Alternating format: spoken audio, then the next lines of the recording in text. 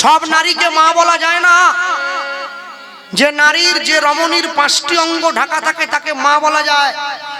বক্ষযুগল, নাভি কমল, পায়ের 2 গোড়ালি, তাকে মা বলবে। নিজের পরিবারের মেয়েকে এমন পোশাক পরাবে যাতে শালীনতা ভদ্রতা রক্ষা হবে।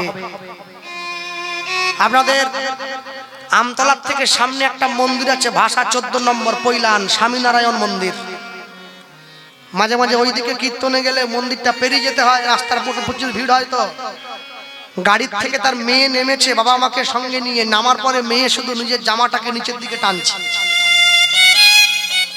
ওর মা ওকে বলছে, আর টানিস নি রে মা, এরপর টানলে তো ছিঁড়ে যাবে রে। ওর মেয়ে আবার ঘুরে উত্তর দিচ্ছে, নাই মামার থেকে কানা মামা ভালো, মানে ছিঁড়ে গেলে ভালো হয়। তো লজ্জা নেই, নির্বোধ।